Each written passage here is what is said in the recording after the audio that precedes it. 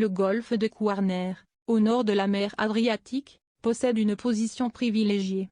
Protégé par plusieurs massifs montagneux, le climat y est toujours clément et la flore riche et diversifiée. Cette région s'étend entre la Riviera d'Opatija à l'ouest et l'île de Pag au sud. Rijeka et Opatija en sont les deux principales villes. Mošenica Draga se trouve dans la baie de Rijeka, sur la côte de l'est d'Istrie, et à 13 km d'Opatija. Avec son architecture locale méditerranéenne, sa tradition côtière et son port, elle séduit tous ses visiteurs. 8 km au sud-est de Rijeka. Bakar signifie cuivre en croate. Ce port a appartenu au Saint-Empire romain germanique, puis à l'Autriche-Hongrie dont il était l'un des débouchés commerciaux maritimes sur sa façade adriatique. La ville s'appelait alors Bukhari. Senj, site touristique et port du canal de Velebit, est bâti sur la pente des rochers de Velebit, d'où souffle un vent glacial en hiver. La ville était déjà connue dès l'Antiquité sous le nom de Senia. À l'époque il fallait la traverser pour aller de Pannonie, ancienne province romaine couvrant la Hongrie et la Bosnie actuelle, en Dalmatie. Étonnant chapelet de 16 lacs se déversant les uns dans les autres, le parc national des lacs de Plivis se situe à mi-chemin entre les villes de Zagreb et Zadar, au sein d'un plateau karstique. C'est à la fois le plus vieux des parcs nationaux du sud d'Europe et le plus grand de Croatie. Il fut créé en 1949 et ajouté sur la liste du patrimoine mondial de l'UNESCO en 1979. Le parc, d'une superficie de 296 km², comprend non seulement les lacs, mais aussi la forêt environnante, composée principalement de hêtres et de pins. Le lac Kozjak est le plus proche de l'entrée principale. Il doit son nom à la légende racontant qu'une trentaine de chèvres, koza, en croate, s'y seraient noyées. Ce lac a une superficie de plus de 81 hectares, ce qui en fait le plus grand de tous, et une profondeur maximale de 46 mètres. Il mesure plus de 2 km de long, et jusqu'à 700 mètres de large selon l'endroit.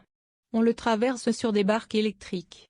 Partout, des milliers de truites grosses comme des carpes, de touffus bosquets de nénuphars et de végétation marécageuse.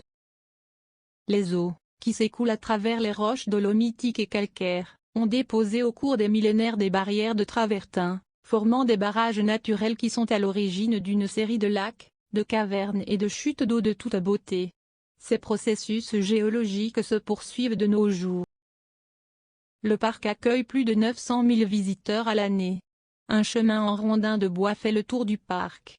Tout au long de ces 18 km, il permet d'enjamber le chapelet de mares et de lacs et de rejoindre les sentiers de terre en passant au plus près des travertins, ces paillassons de mousse, d'algues et de micro-organismes encroûtés par le calcaire que libèrent les bouillonnements subaquatiques.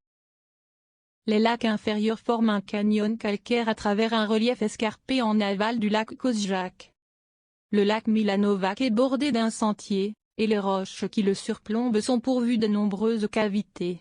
C'est le premier et le plus grand des lacs inférieurs. Le lac Gavanovac doit son nom au trésor de Gavan, que la légende dit disparu dans ce lac.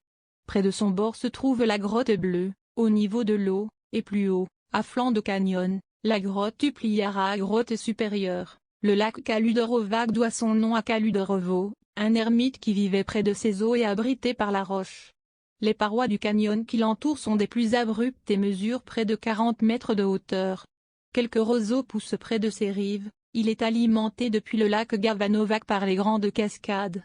Ce lac a une superficie de 1 hectare pour 13 mètres de profondeur. Le lac Novakovica Brod est le lac le plus septentrional de tous.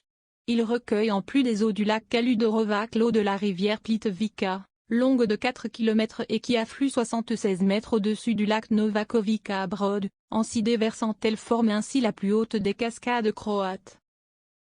De nombreuses grottes calcaires ont été creusées par l'eau, et celles se trouvant près des lacs ont parfois été aménagées pour permettre leur visite par les touristes. Hormis le chemin et les quelques aménagements pour les touristes, la nature est laissée à l'état sauvage, aucune intervention humaine étant autorisée.